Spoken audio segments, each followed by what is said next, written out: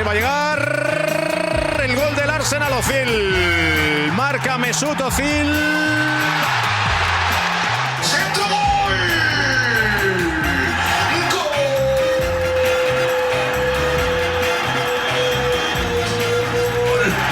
¡Wakanda forever!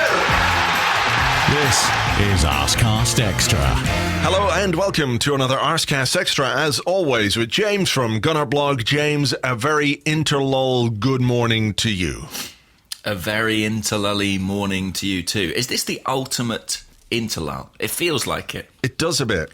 Some people have asked already, is this the most lully interlull of all time? It does feel like an exceptionally long one, because I think we missed as well the weekend before the interlull started, because we weren't playing. We were supposed to play Wolves, but they were in FA Cup action, so our game against them was postponed. So yes, it is. It does feel very interlully. How have you been filling your interlull time?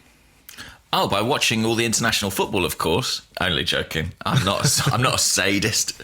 I've been filling my time. I can't even remember. That's how interlully it's been. I can't even think of any significant events. I think like a lot of football fans, sort of live my life by the football calendar. And when there aren't sort of fixtures to pin events to, I don't really know what's gone on. I mean, what about you?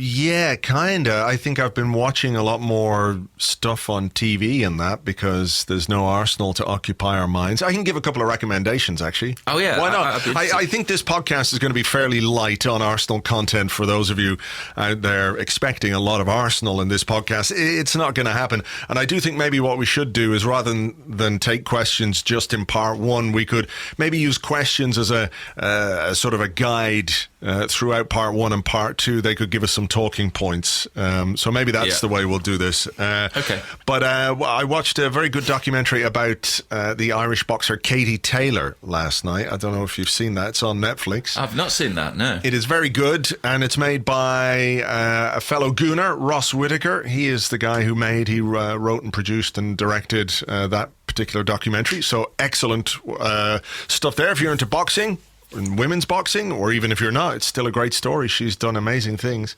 And I've been watching Get Shorty, the TV show. Oh yeah, is that good? Yeah, with Chris O'Dowd, the guy from, people will know him from Moon Boy, which was on Sky. IT Crowd. Yeah, exactly. And he's very comedic in those things, and he's quite funny in this too, but he's got some menacing stuff going down very well also. So interesting. Yeah. So that's good. That's what I've been doing, watching those things and not watching any football. I watched a documentary. Have you seen a documentary, Three Identical Strangers? You ever seen that one? No, but is that... I read an article in the newspaper about that a couple of months ago, where the three brothers... Three adopted triplets who, the families who adopt them, this is a minor spoiler, but don't know, essentially, that they have one of triplets, and at some point later in their lives, they sort of one by one discover each other. And then it sort of becomes a kind of another documentary, really, about how exactly this came to pass and why no one was made aware. Yeah. And it's really, really fascinating. A lot of twists and turns, and yeah, definitely worth a watch. That is on... If you're in the UK, it's on 4OD, whatever Channel 4's on-demand services. It's available on that. Right, okay. It's an amazing story. The way they even discovered that there's two of them is incredible, and then they found out there's a third one along the way. I also watched Free Solo. I don't know if you've seen that yet. Oh, I'm desperate to see that, but I am also terrified. I mean, the trailer alone makes me feel... a little bit sick, I'd say. No, I agree. I was sitting there watching it, and you kind of know that when there's a documentary about a guy doing something extraordinary, chances are that he's going to do the extraordinary thing. You know, he's going to pull it off and not plummet to his death. For those that don't know, this is about a guy who attempts to free climb El Capitan, which is in the Yosemite National Park. Free climb means you don't use any ropes or pickaxes or any shit to keep you safe. You just literally start climbing up a sheer mountain face, and it's amazing. He's clearly nuts, but an amazing person to do it. But there were times where I was sitting there going like... I know. Oh my God, it's really good though. I imagine being the cameraman on that. Do you know what I mean? Having to watch that unfurl in real time. I don't know how I would cope with that. Yeah. Are they climbing as well? I guess they are. Yeah, but I they think probably got ropes. They've got ropes because you can't like hang on to a mountain face and also hold a camera at the same time without ropes. This is a good point. Yeah. This is a very good point. It is very good. But no spoilers, but, he probably makes it, right? Because, they're probably not going to show him just plummeting to his doom. No. I mean, it would be a fairly unfortunate ending. Sort of weird snuff film. You just sat through 90 minutes to watch a guy fall and die. But no, it is very good and I recommend that. So, what else? Arsenal are in Dubai? Yeah, have you been keeping up with that? I've watched a couple of videos of them training out there. No. Danny Welbeck can run. Holy shit. Have you seen Danny Welbeck's thigh? I have seen it in your tweet that you just put out asking for questions. Yes. If you haven't seen this, you can go onto my Twitter timeline and have a look, or they've got the pictures on the Arsenal website. And he's running along with one of the strength and conditioning coaches. I think it's the Irish guy whose name I can't remember. But he's in all the videos. And was in the Lauren Koscielny video as well, that great film about his Achilles come. But anyway, Welbeck is running, is doing some light jogging, and his right foot is planted on the ground, his left foot's in the air, and I think it's safe to assume that he is now fully fit. Based on his thigh muscle alone, I think I'd say Danny Welbeck could use that thigh muscle to climb El Capitan. Yeah, probably. He wouldn't need to use his hands. He could just jump he could just jump from the ground and reach the top. It is kind of crazy. I mean, that's the thing about Welbeck. Every time he has one of these long injury layoffs, I think he spends quite a lot of time in the gym, and he comes back after each one even bigger. But this is an extraordinary photo. He looks like a fucking superhero. I don't want to go down the road of Avengers or anything like that again in case we get some more. God, we got in some serious trouble there. Some bad reviews on iTunes from people who love the show but don't love our Avengers knowledge. Anyway. They love Avengers more than they love the Arsecast. Yes. Much more. Yeah. So I don't know what they're doing. I mean, they're playing a game tomorrow, aren't they? They're doing the game against Al Nassr, however you pronounce it. Yeah. Which I'm sure everybody will be very keen to watch simply because there hasn't been any Arsenal for a while. But are they streaming it through the club? I think they're doing it on the official website. So Arsenal.com will have they'll have the game, and I think I saw Adrian Clark saying he's doing some commentary on it as well. So they're going to have commentators and everything. It's amazing. Great. An interesting fact: one of the players for Al Nassr, I just was having a look at their first team squad, Alvaro Negredo. Really? Alvaro Negredo of Manchester City fame. Yeah, he had an amazing Real Madrid 4 months or something at Manchester City, and then it all went terribly wrong. Yeah, he ended up, I think he went from Man City, went to Valencia, on loan to Middlesbrough. Right. Then Besiktas, and now he's in Dubai. And let me tell you, his scoring record in Dubai is absolutely outstanding. Is it, though? So he's found his form once again. Found his form, or his level, one or the other. Yeah. No, but, I mean, Danny Welbeck, be it like running at this stage, do you think it's conceivable? I mean, it seems to me like he's got a decent chance, where are we, March 25th, of being available before the end of the season? Yeah, we had a question on Facebook from Matt Bellhouse who said, with focus and training pictures showing a nearing fitness Welbeck, do you think we'll see him again in an Arsenal shirt this season and potentially a contract extension for next season? I mean, we did talk about the contract extension a couple of weeks ago on the show and how it might make some sense. I'm not sure that that's going to happen. There's been no talk of it or anything like that, but whether or not we could get him back between now and the end of the season, I don't know. There hasn't really been any update from the medical team apart from that, recovering after surgery thing that they do every week. They don't say expected to return whenever. I mean, I think it would be one of those things where they wouldn't risk him before the end of the season unless they really, really had to, and maybe the player wouldn't risk it either, if he's got a move to make in the summer too.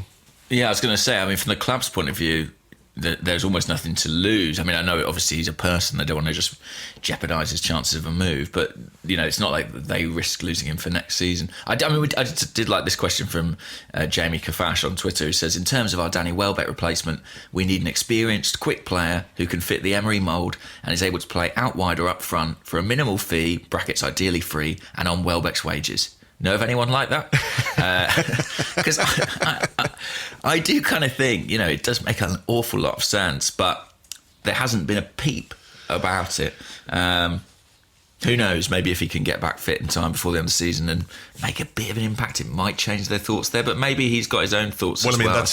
I think that's the main thing. It's what Welbeck's thoughts are, and at what age is he now? 27, 28. He might want to play regularly somewhere else. Rather than be the bit part player, because Lacazette and Aubameyang are always going to be the main strikers as long as they're fit and available. I mean, to me, I wouldn't have any problem with it if Arsenal decided to do it, but I just don't know if Welbeck is open to it. Yeah, I mean, it is an interesting thing, isn't it? Would you rather be kind of first choice at a slightly smaller club or play regularly? Be a bit part player at a bigger one. I hope he stays. Obviously, I like him as a player, and he seems like a very nice man. But, a very nice man. Yeah, he does, doesn't he? But I'm not particularly optimistic about it right now. I also just think it's difficult to replace someone like that, because you're asking someone to come in the knowledge that they're very much second fiddle to Aubameyang and Lacazette. And if they are someone who envisions themselves playing as a centre forward, they know those opportunities are going to be hard to come by. Yeah. So it's not a straightforward task. But there you go. There you go. And in a summer in which we've got a lot of other things to do. Very what was true. I going to say? I don't know. Serge Gnabry. Serge Gnabry. I thought his name might come up all right. Yes. Well, I mean, did you see his goal for Germany? I did. That was the only bit of football I saw all weekend was that. Right. where it was, I thought it was quite, interesting. Obviously, he scored, and Twitter became inundated with, what have we done letting Gnabry go, etc., which is, fine and par for the course. You expect that, don't you? When a player leaves and goes on to do something excellent, there's an element of what might have been, or you're wistful and you think, we could have managed that situation better, and I do think we could have. Wrote about that on the blog today. But what also I thought was quite funny was, it wasn't just about Gnabry scoring a goal, it was about him destroying Virgil van Dijk. Destroying him. Gnabry ruins Van Dijk to score wonder goal. And it was just like, can it not just be a brilliant goal? I mean, does somebody have to get ruined? Van Dijk. Now he'll never play well again, and Liverpool will collapse, I'm sure. R.I.P. Van Dijk. You are with the Angels now. I mean, look, it's a really good goal. He does go past Van Dijk, but I'm not sure it's clickbait, isn't it, to say he's ruined him or murdered him or whatever he's supposed to have done. Destroyed, evaporated, obliterated. It's a good goal. He was playing up front for Germany, I believe. They played a sort of funny formation with no strikers in it, and I think Gnabry and Sane were like the ostensible forwards, the closest thing to strikers in their team. Right. And they beat a Holland team who've been going very well, actually. Recovered surprisingly well from missing the World Cup. Even if they do still have Ryan Babel playing for them, somewhat remarkably. But I kind of feel, I think, a bit more sanguine than most Arsenal fans about Gnabry. I think it's that I recognise that with youth development, sometimes it sort of works for you and sometimes it doesn't. And I think as well, as much as he didn't leave us directly for Bayern Munich, I think the involvement of Bayern Munich is pretty clear. And I kind of think even if we had given him game time, there's still a pretty good chance he'd be playing for Bayern Munich at this point. Possibly, yeah. I mean, look, he was towards the end of his deal. I'm pretty sure contact was made with him some way beforehand. Some way back. That wasn't something that just happened in a flash, but you can understand it from the club's point of view at that time when they loaned him out. It was a good idea to loan him out because he'd spent over a year out with a knee injury. Let's not forget. So there was a need for him to go out on loan to play. You can question, and I think quite rightly, the decision to send him to a Tony Pulis team. I don't really get why that happened, but let's not forget that Gnabry would have had to agree to that deal as well. So he seemed okay with it. Pulis not necessarily the greatest promoter of young, exciting, skillful talent in the world. So, look, it didn't work out. And by the time it was clear it wasn't working out, there was no... I remember there was the possibility of us loaning him out again, and then it didn't quite happen, and he stayed with us and played a few times for the under 23s or whatever it was, went to the Olympics, did very well, and then pretty much left straight after. So I think I saw Raphael Honigstein say that a lot of it was down to Arsenal not offering him a contract in sufficient time. But, it had come... the injury and all that had sort of sidelined him. So maybe they just needed to see him prove himself and make sure he was fit before they offered him new terms. But anyway, look, we are where we are with that. And I think we've probably improved things from a loan point of view since. I hope, anyway. Yeah, and also, I know, Pulis misused him or didn't use him at all. But I saw on your blog this morning there was a link where Pulis said, Gnabry's been brilliant in training and, great to have around the place. But in the same breath, he also effectively said he was carrying a lot of weight. Yeah. And I don't know to what extent Gnabry sort of helped himself in that period. And when the Olympics thing happened, he really exploded then. But it did kind of come from nowhere. And I think to an extent you can forgive Arsenal being slightly blindsided by it. I know he'd had that impact in the first team as a 17-year-old, but yeah. But I mean, isn't that, well, I'm not sure Rio Miyachi was quite as trusted as Gnabry was by Wenger. He certainly played him quite often, didn't he, when he made that breakthrough into the first team before he got the knee injury. And I think that maybe should have been the driver for what we were going to do with him. I don't know. That the injuries, I think. Yeah, but I don't know if the injury was that serious that it was a case of, will he ever come back again? I think if there was faith in a 17-year-old Serge Gnabry, we should maybe have extended his contract before we did and shown him that faith and protected an investment in him, which would probably be worth a lot more right now, But there you go. There you go. Let me see if I can find a little question here. We do have some about young players. Speaking of, players who went out on loan, it didn't work, and a lot has been spoken about that in the last few days because Per Mertesacker was in Germany at Werder Bremen, doing a bit of back and forth with his former club, and we have this clutch of exciting talent in the under 23s at the moment who are going to need loan moves to help them develop. There might be one or two who've got such talent that they can come straight into the first team, but I think many of them are going to need to go out on loan. And Jamie Walters, who's on Facebook, asks, Unai talks a lot about Arsenal's DNA being giving youngsters a chance. Being about giving youngsters a chance, I should say. But this season, we've barely seen any get that chance. Why haven't Willock, Medley, Amici, Saka been given more opportunities? Why was Smith Rowe sent out on loan? I don't agree with that question at all.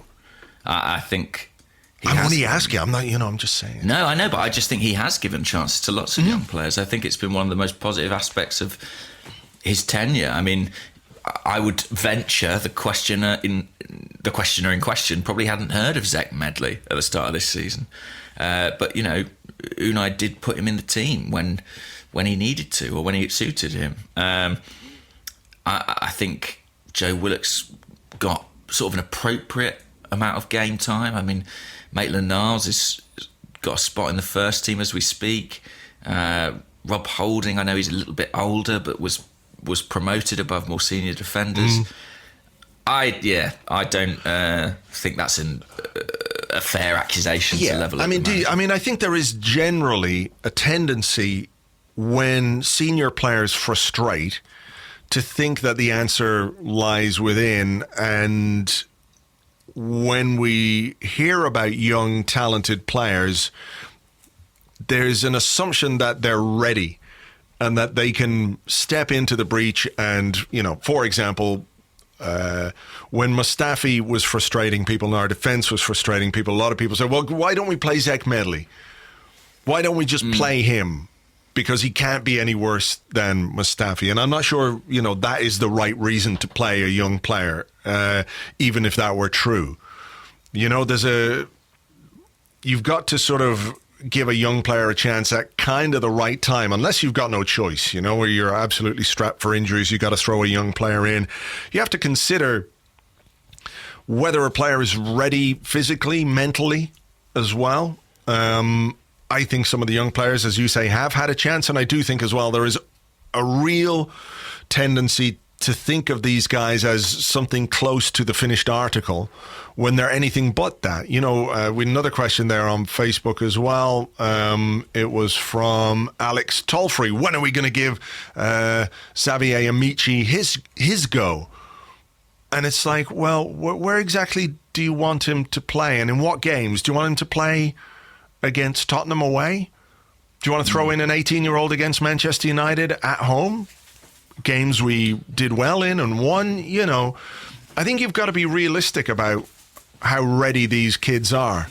And we can be excited about their potential, but we also have to be sensible and manage them in a way that doesn't absolutely ruin them really early on. Because what if you throw in a Zeg Medley and he plays poorly, or not even plays poorly, he finds the step up at 17 or 18 years of age from under 23 or under 18s football to playing for a team that wants to qualify for the Champions League next season as a central defender, and you're asking him to just step up and be flawless?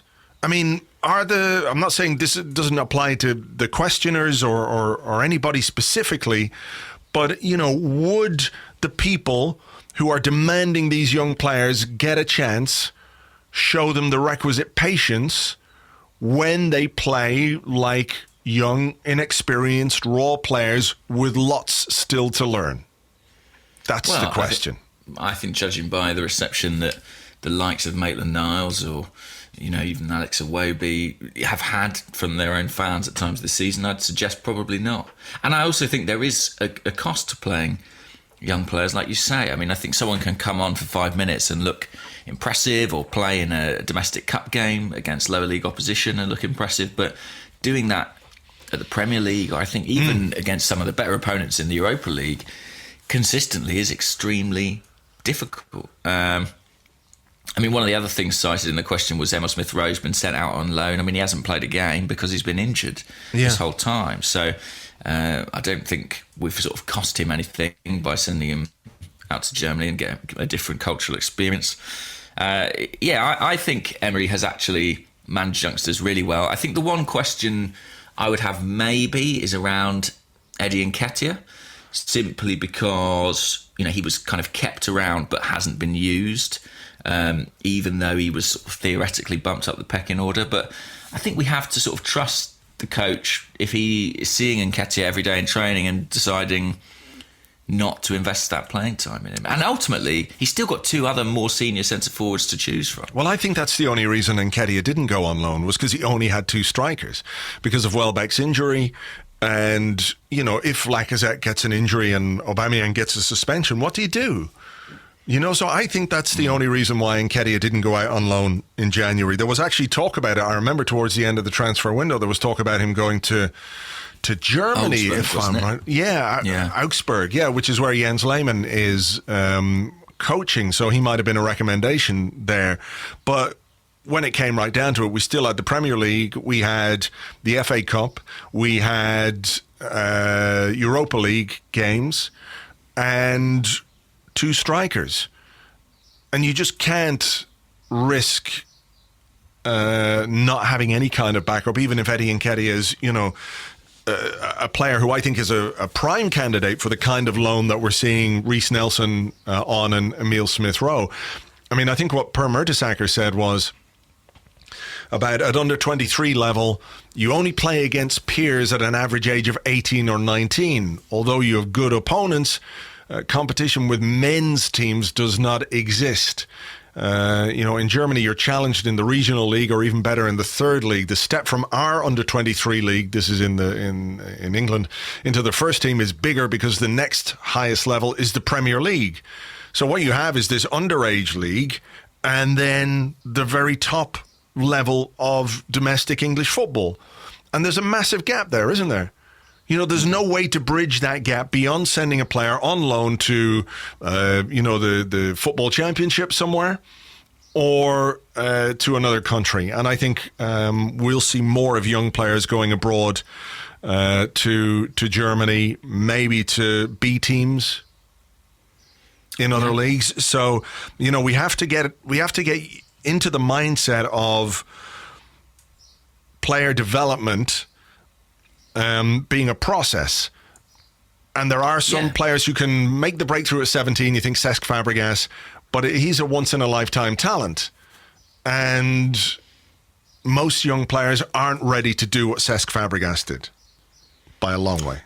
No, and I think it's interesting, we think of Arsene Wenger as being a manager who really was keen on keeping his young prospects close at hand, not necessarily sending them out on loan, keeping them at Colney where he could keep an eye on them and hone their development firsthand. But actually, when you look at it, Jack Wilshere went out on loan. Aaron Ramsey had, I think, couple of loans. Well, he had one after he got the injury. I think he went back to Cardiff for a month. To Forest as well. Yeah, that's right. Ashley Cole went to Palace. So a lot of the younger players that Wenger brought through actually did experience and benefit from loan spells elsewhere. And I do think it's critical in their development, and it's something we almost have to accept. Like someone like Nketiah, I think we have to say, look, next season is about that for him. He has to go somewhere, and ideally somewhere he's going to play. And we hope we get a better player back in 12 months, or a player who's more marketable as an asset. Because I think cynically, you have to look at your academy from that point of view too. Absolutely. You've got to give these players a chance, because if they just keep playing at under 23 level, they stagnate. That's what happens. You don't get challenged as a player, or, physically, mentally, from a footballing point of view, you're not challenged anymore. And if you're a really good player, and some of these young lads coming through at Arsenal appear to be really, really good players, they are going to struggle if they only ever play under 23 football. And I thought it was interesting this season. Remember, they have the Checkatrade Trophy, where the under 21s or under 20s or something it is play against established teams in the lower divisions. And we lost one game, didn't we, fairly heavily? Maybe 3 or 4-0. 5-1, I think. 5-1, something like that. Yeah, so it just shows you that for all the talent that you have, when you're playing against, experienced players, grizzled veterans, players who are just physically bigger and stronger than you are, it's a real challenge. So we're gonna have to manage those situations well. But as I wrote in the blog today, what we have done is appoint somebody to be a loan manager within the club. So somebody who coordinates all the loan players. I don't know if they make the final decisions, but certainly, they would, I guess, look at potential destinations and also make sure that tabs are kept on players when they are on loans, because, in the past, players have gone out on loan and not received any real feedback from the club or the manager at the time about how they did and how they were doing and how they were progressing. Because, when you do send a player out on loan, unless it's just to get rid of him, and you can't sell him, if you think, like Bentner, for example, a couple of times went out on loan and, we didn't really want to keep him, but we couldn't sell him. Mm-hmm. But when you're sending certain players out, surely the idea is you watch them to see if they develop and whether they can come back, whether they're improving, whether they're making strides or not. And that surely just informs your final decision about them. Yeah, absolutely. And listen, the loan manager's got a big job this summer, because there's a lot of young players, a clutch of young players who have got real promise, and it's unlikely they're all going to find a foothold in the first team next season. I mean, and that's the other thing to say, by the way, is that if they are going to, it'll be in the first half of next season. When you've got the League Cup, the early rounds of the FA Cup, the early stages of European competition, if we are in the Europa League again next year. At this point we're in now, it's really the business end of the season. We've seen Emery turning to his most experienced players, the likes of Ozil and Ramsey being recalled at this stage. It's not the time to be putting a young player under pressure by throwing them into the first team when we need to win every single game. So good luck, Ainsley Maitland-Niles, is what I'm saying. Yeah, Yeah, best of luck to him. Okay, let's see if we've got another question here. Okay, this is sort of slightly on a different tangent. It comes from Sri the Gooner, who is an Arseblog member on Patreon. He's left a question in our Discord channel, which you can get access to if you are an Arseblog member on Patreon, and you can leave your questions for the podcast in there. He says, thinking retrospectively, which transfer window did Arsenal more harm? The one where we only signed Cech, or the one where we signed Mustafi, Perez, Asano, etc.? So only signed Cech was 2015. And when did Xhaka arrive? 2016. Yeah. He didn't mention Xhaka. No, he didn't. No, he didn't. See, there's where your mind has gone immediately. Yeah, sorry.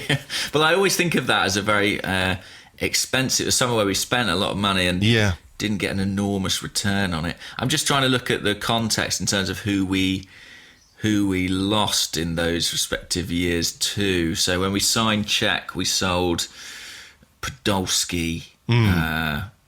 We let Diaby and Miachi go, and a couple of others. The following summer, we brought in Xhaka, Mustafi, Perez, Asano. We got Rob Holding that summer too, so it wasn't all disastrous. Well, I'm sorry he didn't cost £50 million. Yeah, and we let Serge Gnabry leave, so maybe that's the real disaster. I think, in terms of our development, I actually think it was probably more costly. Oh, this is very difficult. I think it was a real problem that we didn't really strengthen the outfield section of the squad in 2015. I think it didn't help us progress. In January, we added Mohamed El Neni, but I mean that didn't have a huge sort of net impact on the quality of the squad. But then what we spent the following summer. Yeah, I've got to go with the following summer. Just in terms of like, when you look at our resources now and how stretched we are, the fact that we went out and spent, I think we spent nearly 102 million that summer. And I think only really Holding and possibly Xhaka have provided anything close to good value. I see entirely what you're saying, but I think 2015... was bad. Is that bad. Because... Yeah, I feel... Because you know what had happened? We signed Ozil, then we signed Sanchez. Alexis, yeah. And you could even say bringing in Petr Cech was a pretty big signing for the club in terms of his profile and experience as a player, but not in the same level as Ozil and Sanchez. And when you look at what happened that season, the way it played out, which I don't think anybody could have foreseen, by the way, you know, the collapse of pretty much everybody else apart from us and Tottenham to an extent, and the form of Leicester. I don't think anybody could have predicted that, you know. I just feel that if we had made the kind of investment in outfield players, spent that 100 million, right, that we spent the following season, if we'd spent that in 2015 and brought in like a couple of Ozil or Sanchez level players, then I feel like we would have won the league in that season. And that changes the trajectory of everything. And there's actually a follow-up question on the Discord here from Niall Mitch 14. He says, here's an interesting question. If Arsenal won the league in the year Leicester did, where do you think we'd be now? Would Wenger still be in charge? Would Wenger's final season have played out differently? What players could we have had at this point? Would the likes of Ramsey and Sanchez have stayed? How would we be competing in the league and Europe right now? Just a little interesting topic to debate, I guess. So I think, you know, in terms of what we got for the money that we spent in 2016, there's no question that it was terrible. You know, with hindsight, you know, we overspent and we spent badly, and the players that we got were not commensurate with the fees, or the quality of the players that we got was not really commensurate with the fees that we paid for those players. But I do think that it was such a missed opportunity in 2015 to continue this, like Ozil signing was a statement. The Sanchez signing was a statement that here we are. We might be picking players who aren't wanted at Real Madrid and Barcelona, but they're still coming from Real Madrid and Barcelona. They have the quality to be there in the first place. And then we sat in our hands. And I think that, I think if you were to go back and ask Wenger if you could do over one of those summers, would it be the one where you signed Xhaka and Mustafi and Perez, or would it be 2015? I guarantee you he'd choose 2015. I'm trying to think if that we were sort of closely linked with other players in 2015, and there were sort of ones that got away. I seem to recall that Alexandre Lacazette's name might have come up around that time, right? But it didn't come to pass. I think you're right. In assessing these signings, I'd sort of forgotten that was the year Leicester won the league. I mean, in some ways, we should have just bought Robert Huth for 100 million, and then they wouldn't have won the league. Wes Morgan. Do you know what I mean? Yeah. And Wes Morgan, exactly. Yeah, I mean, obviously, I think winning the league would have changed things a hell of a lot. It would have changed the whole trajectory of the club. I think there's no guessing what type of players that might have attracted, what type of investment that might have prompted, and maybe we would have cemented our status as a Champions League proposition rather than losing it. Yeah, I'm just looking down. I'm just going back through the archives on Arseblog News to see who we were linked with in 2015. And June is all about Czech. Right. Santi Cazorla, there's a story here. Cazorla excited by prospects of big signings. Let's see. Yeah, okay, well, that's a bit of a sad story there. Let me go to July and see what comes up in July. Yeah, I'd be interested to see if there are any names, because I see... Wenger open to transfers but warns about availability. Boss bemoans lack of striking talent. Wenger hopeful on transfers but can't make promises. Wenger hopeful on transfers before the deadline. Karim Benzema is a player who we were linked with. Yes, I do remember that. Yeah, and let me see, is there anything in that's August 2015, is it? I missed July. Those headlines were giving me flashbacks, Yeah. palpitations. Wenger would welcome, or Giroud would welcome striker signing, plus Lacazette on his Lyon future. And we were linked with, let me just see here. I'm just going through. Lack of striking talent. Yeah. Okay. Yeah. Lacazette I guess, says, yeah. I want to continue with Lyon this season.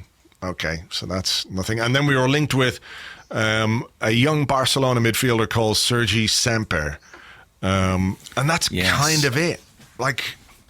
I'm sure there were loads of names doing the rounds, but nothing credible that we covered on the site anyway.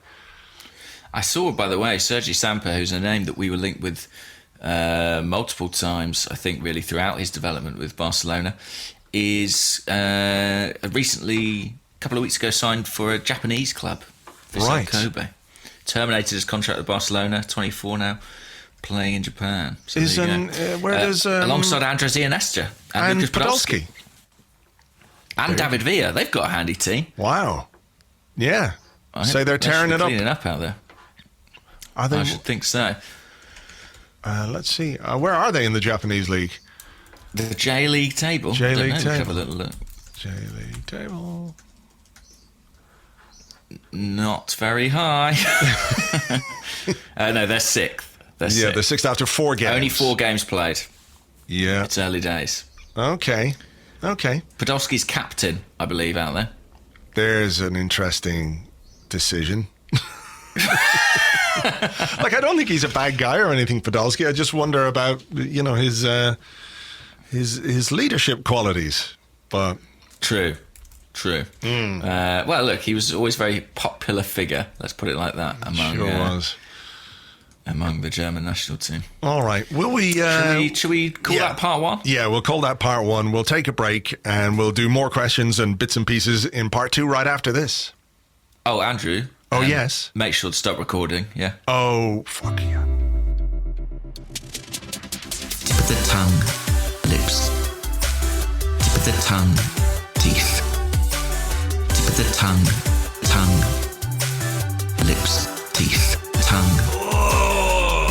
teeth, lips, lips, lips. Tip of the tongue, lips, teeth. I like it. Welcome back to this Interlull Arsecast Extra. This is part 2 of the show where we answer questions you sent to us on Twitter at Gunnerblog, at Arseblog, on the Arseblog Facebook page, which is facebook.com/the Arseblog. And if you're an Arseblog member on Patreon, you can leave questions in our Discord chat server. There's a specific channel in there which you can leave your Arsecast Extra questions in. And if you're not an Arseblog member on Patreon, why not sign up? $5 a month, you get lots of extra content. We did a great podcast last week, James, about Dennis Bergkamp. Nice to go over the career of Dennis Bergkamp at Arsenal. It was lovely, a lovely stroll down memory lane. Yeah, that was a really, really fun one to record. I actually listened back to it and really enjoyed it. And also, recently on the Patreon, wasn't there the first Arsenal women's podcast? No, that that's... team is absolutely... That was free. It's free. That's free, but that's what the Patreon subscriptions help us do, to do more on the site in general. So the first Arsenal Women's Arsecast was out last month, and myself and Tim Stillman will be recording another one this week as well. Tim's got loads going on with the Arsenal women's team. They had a brilliant win yesterday, didn't they? Beat the Mug Smashers 5-1. Go on, the Arsenal women. Yeah, brilliant goal from Miedemar as well. Sort of sat the keeper down and chipped into the empty net. I saw bits of that game. It's great. They are flying, top of the league. They sure are. Okay, here's a question. This comes from MPTV Essels. Empty Vessels. Oh, I see what he's done there. At Empty Vessels. Okay, very good. And he says, oh, there's the door. Hang on one second. That's my doorbell. That's not what he said, by the way. I'll be back. Right, that would be weird if he had said that. If you think I'm going to do some sort of vocal exercises while he's gone, after what happened last week, you are sorely mistaken. I won't be singing Time of My Life. I won't be doing the tip of the tongue stuff. I won't be doing anything. I'm just going to sit here until he comes back. Oh, I know what I'll tell you. So, you know, we were talking last week about the tapirs and the foxes in stilts in the pen at Lille Zoo together. Well, we had a message on Twitter from a guy called Ian. Hello? Hello. What have you done? What are you doing? I'm just talking. I'm just telling them about the tapir and the foxes again. Oh, yes, go, yeah. That guy Ian, he got in touch, and he's an Arsenal fan, and he worked at Chester Zoo looking after the tapirs, and he's a very nice man, invited us to come up to Chester Zoo whenever we like, so maybe I will. But then I had another message from Bernie, and this was fascinating. Bernie, who's at Absent Observer on Twitter, says, Lille, zoos are starting to use behavioural analysis to decrease stereotypic behaviour, e.g. tigers pacing. And some forms are making animals hunt for their food or search for it. Others mix species, even giving rhinos a tar and a rope to ram and play with. Hope that helps. So if Bernie's correct, basically putting the tapir and the wolf in the pen together is to sort of stimulate them and stop them going a bit zoo crazy. Going mental because they're trapped in a zoo, yeah. Yeah, which I think is quite interesting. I mean, whether they're enjoying it or finding it stressful, it's difficult to discern because neither of them can communicate particularly well. But it's an interesting idea. Yeah, I mean, I had no idea that they were doing that. It is possible to see if an animal is stressed, though. You can generally tell that, particularly if you're professionals who are working with animals. But yeah, I mean, I thought that was a great bit of feedback on that little bit from last week in the stilted fox or whatever the fuck it's called. What's it called? The maned wolf or the stilted fox? Maned wolf, I believe. That sounds like a good name for a pub, doesn't it? The Stilted Fox. Come on down to the Stilted Fox. It is Stilted Fox or maned wolf, yeah. Well, if I Google Stilted Fox, maned wolf comes up. So maybe they're just both names for the same animal. Wow. It is an extraordinary looking creature. If you haven't Googled it, this is really the time, guys, because there's nothing else going on. No, not a thing. Okay, will I continue with what I was doing? Yeah, I can't remember what it was now. Okay, well, I don't think I'd even started, but it comes from Empty Vessels, as we'd figured out. And he says, very clever. Would you like to play with the MickiToy? Now, that's not a double entendre. That is not a double entendre. This is a toy, and it was out last year, but I didn't see this. Henrikh Mkhitaryan launched his own little toy thing, a little Henrikh Mkhitaryan doll. It's called a MickiToy. It's incredible. It is quite incredible, and there's some interaction. So this is the first thing that the Henrikh Mkhitaryan doll says. There's a website, and you can listen to what the Mickey doll or the MickiToy says. And this is the first thing. Let me just do this here, and there's some music to come with this as well. So the first one. Hello, my name is Henrikh Mkhitaryan. In Armenia, people call me Heno, abroad Mickey. I'm happy to be your new friend. Happy to be your new friend. Okay. It's so adorable. Well, I'm not sure adorable is quite the word I would use, because then the first song comes in, and this is the first song that the Mickey doll sings. Oh, McKitaryan, Henrikh Mkhitaryan, he's our midfield Armenian. Oh, McKitaryan, Henrikh Mkhitaryan, he's our midfield Armenian. So he's licensed Alvin and the Chipmunks to come and do Why this. is it sung by a terrifying horde of children? I don't know. It's Alvin like- and the Chipmunks. Yeah, that's true. Okay. It's a small world. It is a small world, but it goes on. Here's some more of the Mickey doll, MickiToy wisdom. Tell me, what have you done lately? Would I be proud of you? Let us win together. Would I be proud of you? Would I be proud of you? Let us win together. That's followed by another song, which I can't play because it didn't remind me of any. It's probably like an Armenian pop song that I've got no idea what it was. And then there's another little bit of talking here. My friend, you need to have a dream and you need to do everything to achieve it. That is the way I achieve all my success. That's how he has a dream. All my success. Yeah, I like the fact that they didn't even bother going into a recording studio for this. They just did it in a corridor somewhere with somebody holding their iPhone. It's just so... I could tell that was going to annoy you. Yeah, but I think the crowning glory is the next piece of music, which I have shortened considerably, and you'll thank me for it because this is what it does.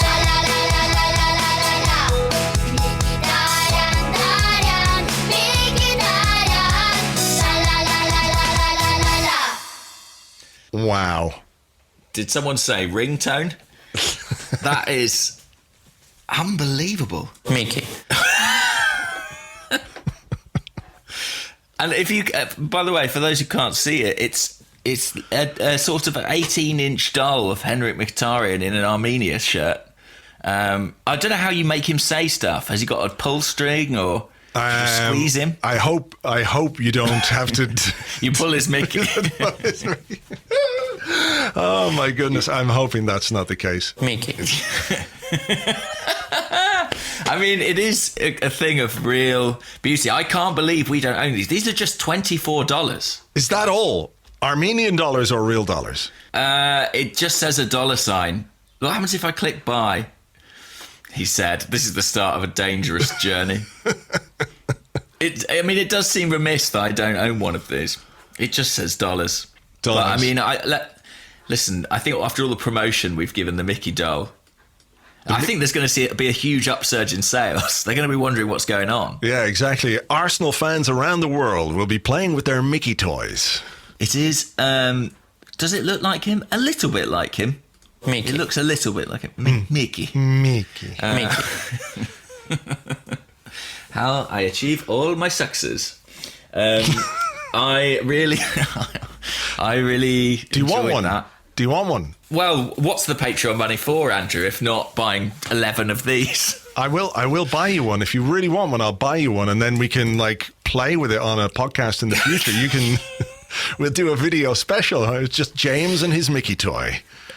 I mean, that's very generous of you. I think if I decide I want one, I can get it for myself. Okay, fine. I think it should be on me. It should be on me. When's your I choose to go birthday? down that When path. is your birthday? June. June. Okay. So yeah. Okay. All right. We'll see. Some way away. I don't think I can wait that long.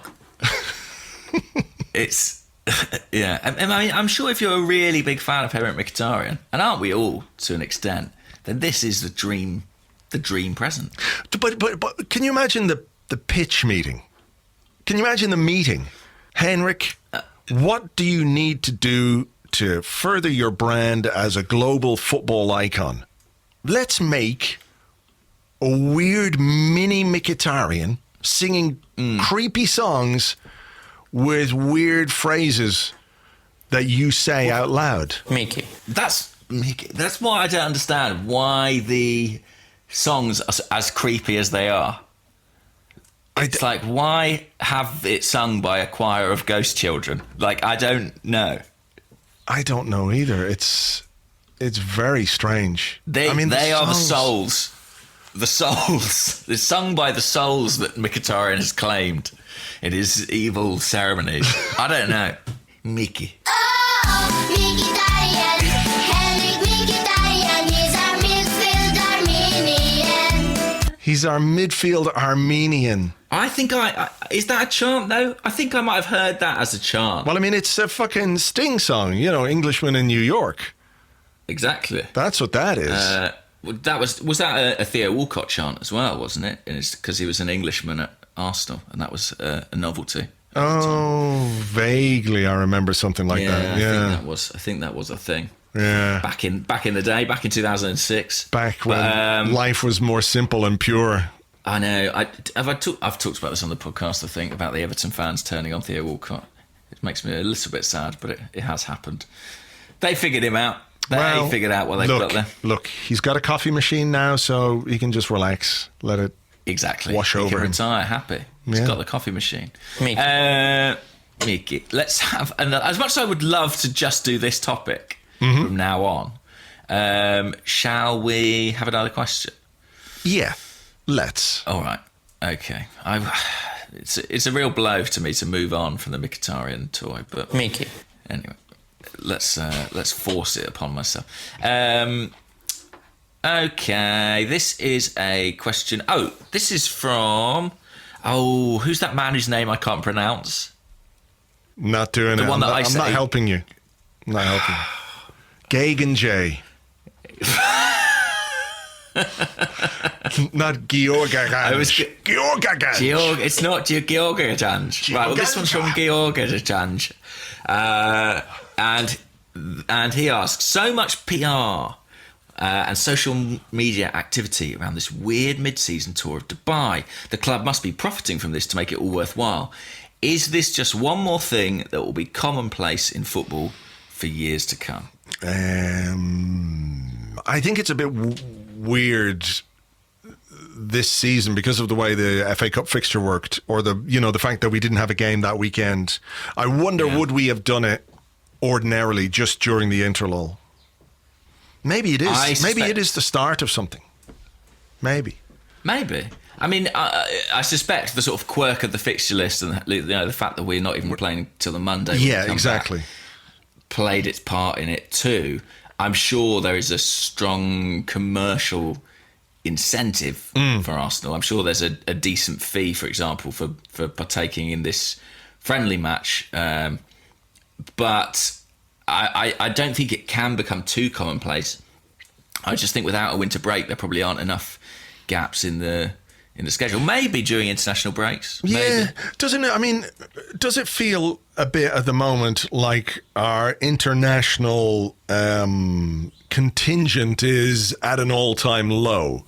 Sorry, I ate some peanuts before the start of the show, and it's a really bad idea. I thought you were just really sad about the international contingent, and your voice was starting to sort of crack. It was cracking. A little piece of podcasting advice to anybody out there: don't eat peanuts before you start recording, because they tend to, get caught back there, even little crumbs.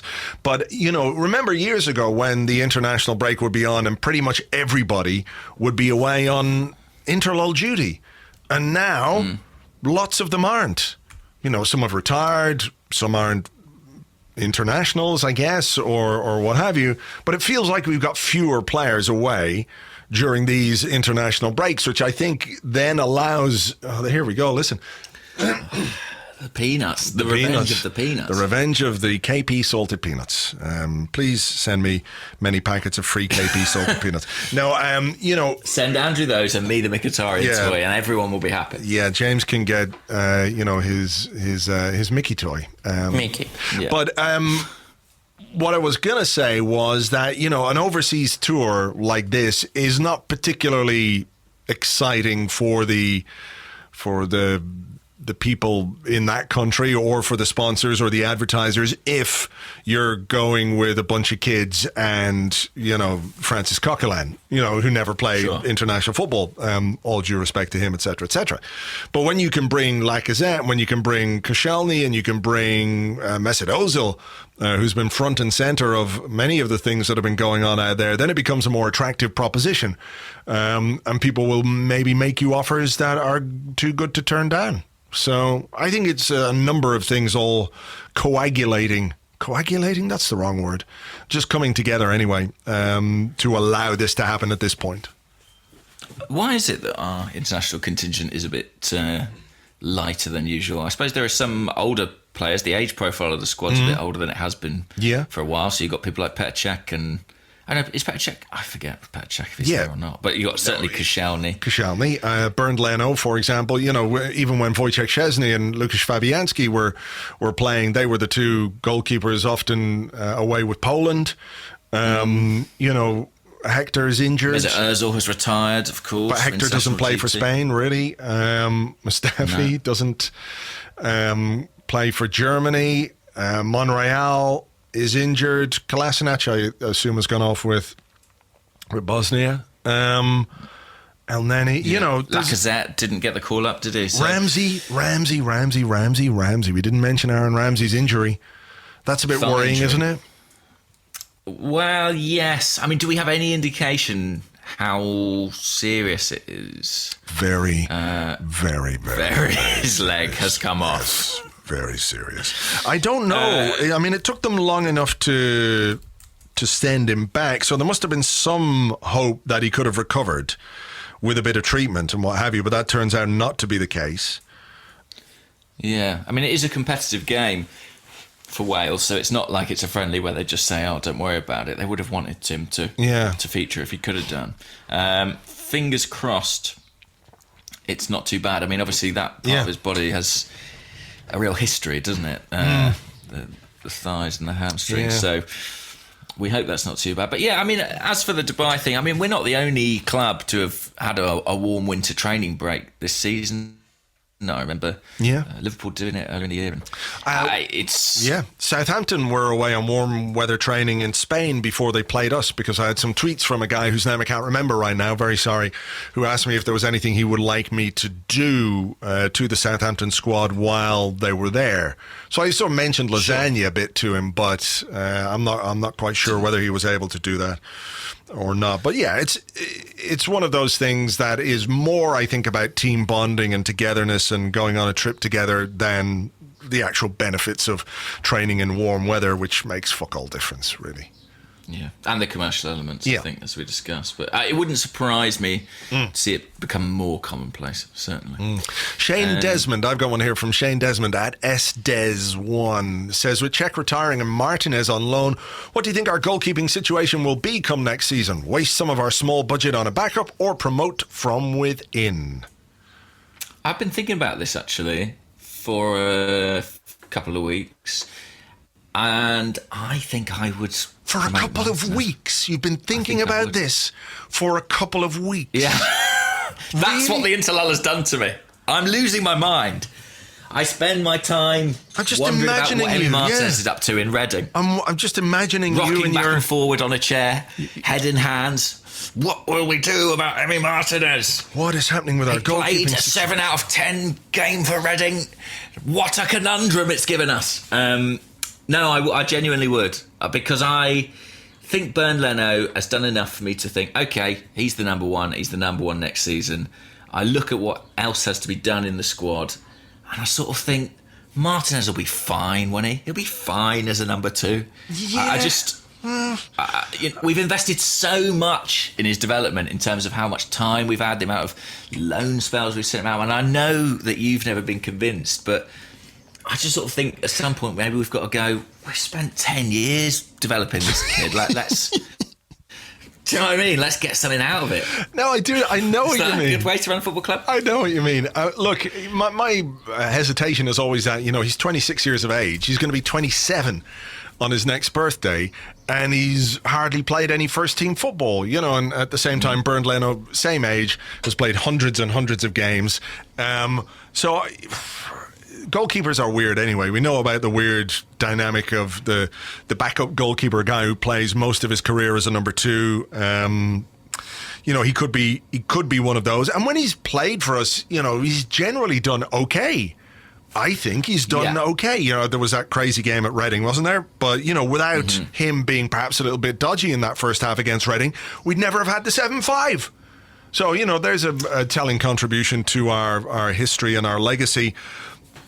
You know, I don't know what the club are thinking in terms of the quality of the goalkeepers. He did do an interview last week where he said he was promised games. And that's why he stayed at Arsenal in the summer. He thought he would get maybe the Carabao Cup games. If it was a case that, you know, Leno and Cech were battling it out for Europa League and Premier League, he was going to get the cup games. So that didn't turn out to be the case. He seems to be doing pretty well at Reading. Is it enough for him to come back and be back up to Bernd Leno? Maybe. You know, in 2003, 2004, we had Graham Stack as our backup goalkeeper for Jens Lehmann. Graham Stack was the backup goalkeeper for the Invincibles. And, you know, he went on and played, but he didn't play at Premier League level. So I wonder sometimes, do we place too much importance on the role of a number 2 keeper? Well, I think, you know, we have had situations in the past where we've had a clear number 1 and that number 1 has maybe looked a little bit complacent at times, or their place has seemed almost too secure. So I guess that's a concern. But, you know, Bernd Leno, one of the things he's got going for him is I don't think he's picked up a single injury this season. Touch wood, obviously, forgive me if that proves to be the mega jinx. But, you know, throughout his career, I think that's been the case. He's played an awful lot of football. And I think he's sort of become so stylistically integral to the way we play that, you know, it almost feels like he should be number 1 going forward. You know, next season, I don't think it'll be particularly helpful to be like, well, this is our European goalkeeper and this is our Premier League goalkeeper. I think it might be nice to have that consistency across both competitions. I think I would just give Martinez a shot at deputy and give him the domestic cup games. Okay. He's 6'5". He can play enough. And yeah, every time I've seen him in the last, I'd say 2 or 3 years in an Arsenal shirt, he's impressed me. And I just think with resources being what they are, you know, I don't really see the point in dropping more money on a different keeper. I'm with you. I prefer like a set number 1, a number 1 goalkeeper, and he's your number 1 goalkeeper, particularly if we're playing in the Champions League. You know, I never quite got the idea of if Petr Cech was your number 1 goalkeeper, why are you playing David Ospina in the Champions League?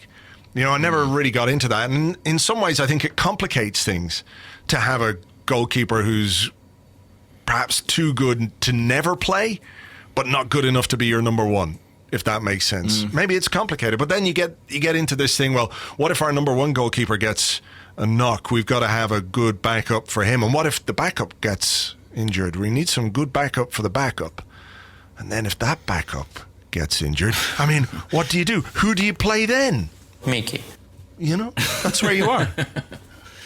Yeah, or Aubameyang, as we, I think, decided last week. Yeah. This is a question, very quick one from Banana, who's at Stupid Lala on Twitter. And Banana asked, do you have any news about will Pleguezuelo sign a contract or come up to the first team? And I can actually say I know his contract's due to expire at the end of this season. And as things stand, I don't think there's anything in place for a new one. So I think Pleggy, maybe his time may be up. Okay, well that's good. I'm glad you asked the question and then answered it yourself. Thanks very much indeed for that. Yeah, that was good. I mean, it's good. They've heard enough from you. I got no fucking idea, so I'm glad you answered it. I had no clue what they were going to do.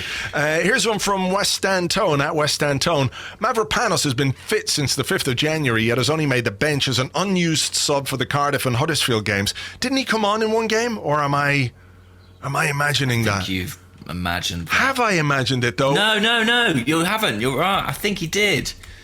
He did come on. I definitely remember him coming on. Everyone going, he came on against Manchester City in the 3-1 defeat in the 79th minute. And, you know, we didn't concede a goal. When he came on the pitch, we did not concede a goal.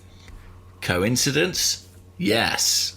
Well, I feel like I'm turning on all the questions this week, but I have an inkling that he hasn't actually been fit since the 5th of January. I think there was another setback. Yeah, I think so too. Last month or something.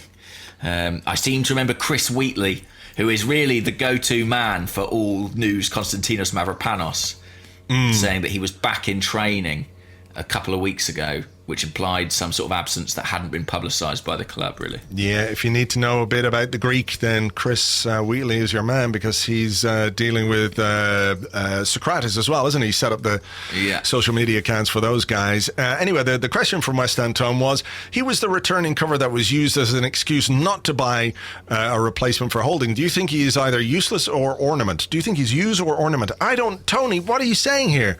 The question is, are we going to... I don't know how to make sense of it. Do you think he's either use or ornament? I don't know what that means either. Well, sorry, Tone. But I get the gist. And for me, I think I've said this on the show, but Mavropanos is kind of in the same position as Eddie Nketiah in my mind. Yeah. Where I think it's essential he goes out on loan and plays real football matches, because... when he plays at under-23 level, he is really impressive. And everyone I know who watches the under-23 says, oh, he looks great. He looks incredibly physically powerful and very confident. But then we've said that about so many young players before, and they haven't necessarily transitioned. I think he needs to play against senior professionals week in, week out. And then we can assess what he can do. And it's sort of a curious thing, because, you know, you see these prospects and you want them to be part of the squad. You think they could be useful. But I really think for us to get the best of them and to be able to assess them properly, we've got to kind of put them somewhere else for a year and see how they fare. Our sample size with him is very small as well, isn't it? 2 games at the end of last season where, you know, he looked decent, but they were nothing games because of the way the season was playing out, and then he was sent off against Leicester, which is unfortunate. That can happen. I wouldn't make any judgment based on that. But I think one of the other issues is that he's a left-footed centre-half, right? Is he, though? Is he actually a lefty? I think he's a left-footed player. Is he? I'm not sure. He might be. I'm not saying he's not. I'm saying I'm genuinely not sure. I mean, I had a conversation with someone at the weekend about left-footed centre-halves. No, according to Transfermarkt, he's a right-footed player. I don't know why I thought he was left-footed at all. Well, I think it's because he can play on the left side of the back. Well, okay, that's fine. But then that means he's competing with Lauren Koscielny in a back 4, right? So he's not going to get in the team ahead of Lauren Koscielny. No. I mean, basically, the conversation, just to finish that thought, was that left-sided centre-halves are at a huge premium in football at the moment, and kind of everybody wants one. So... I think Mavropanos is a right-footed player who can play on the left side of the central defence. But I do think he's a really interesting prospect. I just think I don't see how he's going to get enough game time. I think as a central defender, you'd sort of need to go and play. I think that's how you learn and how you improve. Although, you know, we have Rob Holding as an example of how... that's true. You know, he didn't go on loan, but then he did play a good season for Bolton, I think, before he joined us. He did. He played quite a lot of football for Bolton, and but you're right. You know, he's had that couple of years ago. He had a very tricky season, the Ostersund's season, as I'd like to think of it. Arsen's last, but he sort of was mainly sort of on the bench or not involved, and then he came back looking improved. So you can do it without a loan, but I just think Mavropanos is that bit younger and that bit more raw. I think that's it. He just feels very, very raw to me. And that can be exciting. But look, we need toning. Yeah, we need to see him play. And again, it's one of those things where we have pinned such hopes on him simply because he's not a player that we dislike or are frustrated by, that when he doesn't play, it becomes more frustrating. You know, that way. So... we'll have to see. Okay, here's a question from Revert Chris, at Revert Chris. And he says, what are your thoughts on Xhaka's comments he made last week regarding his career ambitions? Personally, I don't think his stock is any higher than it is now, and it might be worth getting rid at a premium. He's replaceable and would fuel other summer activity. And I just had a quick look there to see what exactly it was that Xhaka said. Have you seen it? I've seen it. He said something... Well, I won't paraphrase if you've got it in front of you. I'm just bringing it up here. Get it wrong. 1 second. It was like... I'm very ambitious. I'm very ambitious. I want to take the next step. Arsenal does not have to be the last stop. Yes, we've heard it all before, but normally from much better players. Yes. It's funny. I remember you saying, was it a month or so ago, that he would be one of the names on your possible list of how to raise funds if we had to. I think my inclination would be to keep him because I think his skill set is difficult to replicate. I think he's imperfect. He's definitely imperfect, but none of us are perfect, James. Well, speak for yourself. But he what he's good at, he's very good at. And in terms of progressing the ball, we are much better with him in the team than without. But I wasn't a huge fan of those comments. I am also, I must stress, very wary of comments I read which come out during the international break because they've probably been through about 6 different versions of Google Translate. And you don't want to sort of place too much. You don't know what the question was. You don't know what the context was. Yeah, and he if said, he were to kick up a fuss and say, "I want to go," you wouldn't be. I wouldn't crying. be fighting. No. Okay. No. Okay. If we could get a very good price for him, I'd be like, sure. That's all absolutely fine. What about you? I like him. He seems like a nice guy, and the video that he did last week on the official website was really lovely. I thought that was really nice. If people haven't seen it, it was a thing for Down Syndrome Day, and it was really lovely. He seems like a very nice bloke, but like if he wants to go, then okay, all right. Have a nice time somewhere else. And if we get enough money and we can bring in a different kind of midfielder or a better midfielder, then I'm all for it. I'm all for it. And that's not specifically about Xhaka. It's for any position, any player. If we can improve the squad, then I'm for it, And he did say Arsenal doesn't have to be the last stop. He didn't say, definitively he's looking to leave or anything like that. So we'll see. Yeah.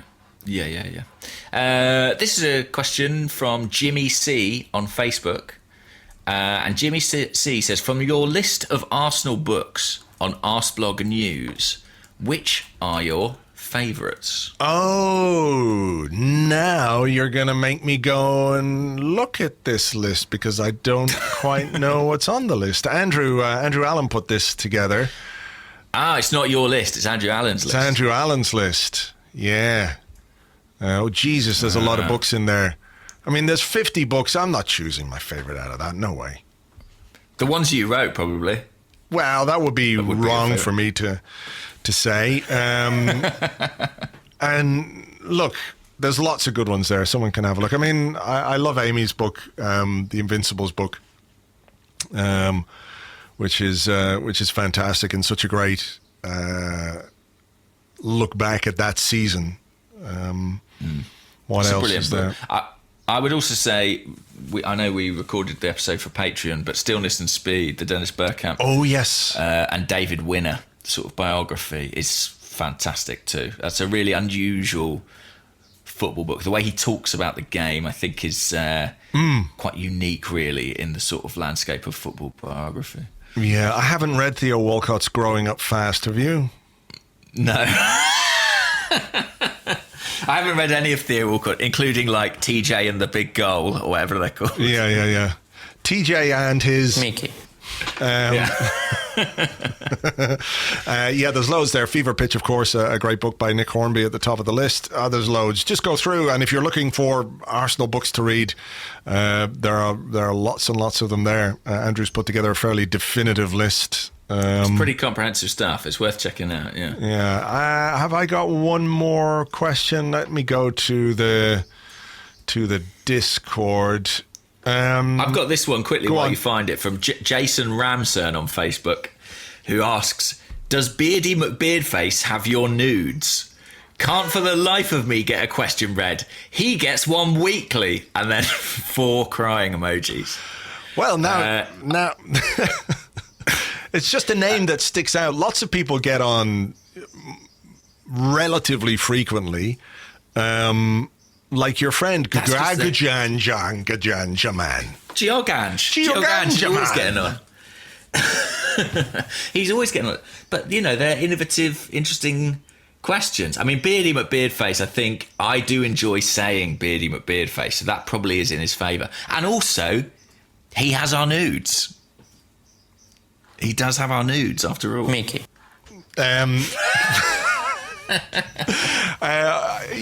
What was his question? No, he didn't have a question. He was just. He hasn't even got one. His question. The question is: does Beardy McBeardface have our nudes? Yes, he does. Yes is the answer. Yes, he does. Okay, let me see if I can find this one. Brownlow 03, City and Chelsea are likely to have transfer bans this summer and beyond. Does that give us more of an opportunity and put the onus on us to sign bigger players than we might have expected? While Lowy133, this is on the Discord server, says, would you support a bid for Hudson-Odoi in the summer? Would I support a bid for Hudson-Odoi? Yes. Do I think Chelsea would sell us Hudson-Odoi? No. No, if they can't buy any more players. Yeah, I mean, I cannot at all see the logic in that. I actually think they've got a pretty decent chance of keeping him now that he's sort of got his England call up and he's going to be a senior international. I think that might work in their favour in terms of trying to keep him at the club. Yeah. And if they've got this transfer ban, which from what I understand is going to be upheld and apply this summer, I think they'll fight tooth and nail to hold on. 35 million was what Bayern Munich were being quoted for him. There's no way we're spending 35 million. And also, do we not want to give Amici a chance? Do we not want to give Saka a chance? Reece Nelson. Yeah. Reece Nelson. Do we not want to make it with our own kids? Exactly. I don't think we'll be in for Hudson-Odoi, even though I think he's very, very talented. But I do think there is something interesting about Chelsea. Maybe Chelsea more than City sort of potentially being off the market this summer because, I feel like they're more maybe competing in the same kind of area as us. With Abramovich having pulled back on the spending somewhat and bearing in mind that Chelsea are, like us, a Europa League team at present, I feel like them not being on the market, certainly could be beneficial. And they're another London club too, let's not forget. I've got a couple of quick ones to finish, I think, because we've been going on. First one from the God Badger, who's at the God Badger. He's the god of all badgers. And his Twitter profile is shadowy figurehead of the woodland underworld and terror of the hedgerows who should get out more, stop eating chocolate and playing video games. Talented badger, this guy. He says, is it a crime to visit Spain and not taste ham on ruffles? I've been there for 4 days and completely forgot till I was on the plane home. It is a crime and you'll be arrested at the airport. Yes, by the Stoat police or whoever lives in the woods. Who else lives in woods with badgers? The stilted fox police. They'll be after you. Foxes, voles, otters, weasels, ferrets, velociraptors, dragons. Mickey. And Mickey, of course, lives in the woods with all his woodland friends. Yeah, it's a real shame for you. I don't know where you live. If you live in London, there are places you can source them. But let me tell you, you'll be paying a premium. You will be paying a premium. And I don't know if I'm prepared to name those places publicly because it would cut off my supply. Final one, Mark Alicia, who's at Mark Alicia _ on Twitter. What if the football stopped and we only had interlulls? What would you podcast about? I vote for a deep dive into Arseblog's fear of Gunnerblog's dogs. I think this is probably a reasonable sample of what we would be talking about. It would be like this. All the time. Very much like this. Yeah, imagine that. Fate worse than, many things. I don't know. I mean, we would probably still carry on doing the podcast. We carry on doing it in the summer, which is essentially one big interlull. Yeah, exactly. With the occasional transfer to kind of punctuate it. Yeah. We would basically, we'd buy the Mkhitaryan toy and do a podcast entirely in conversation with that. Yeah, we'd probably do like a little film series. MickiToy, the MickiToy travels around the world, meeting new friends like Podolski's. I mean, it's not a bad idea. Yeah, like Podolski. MickiToy and Podolski. There's a sitcom and a half. Exactly. The MickiToy ends up captaining a J-League team to triumph. Or to mid-table. Yeah, comfortable mid-table. All right. And their success is heralded by a choir of creepy singing weird elves. Children. Yes. All right. I think we better leave it there. I don't want to talk about my fear of your dogs. I'm not afraid of the dogs. Just the barking startled me. I'm not afraid of little dogs. They're not. I mean, they're my mum's dogs, and they have returned to my mum. So you're safe for now. That's good.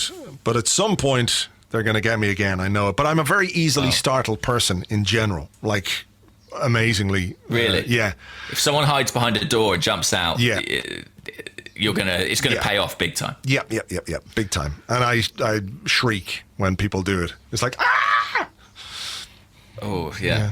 That's me, though. I don't like loud noises. You don't People like... drop things or like smash things. Yeah. I sort of go into like paralysis for about 20 seconds. It's really strange.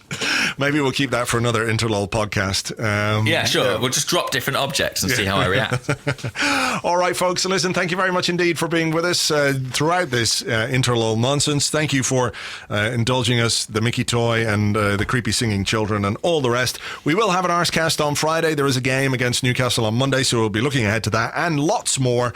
There's an Arsenal women's Arsecast out during the week as well, so stay tuned for that. And we'll catch you next week, next Tuesday. It'll be Tuesday when we have to do the podcast because we're playing on Monday. So speak to you then, I guess. I will. Do you want to say goodbye properly, or do you want to just like ruin everyone's day? Okay, bye.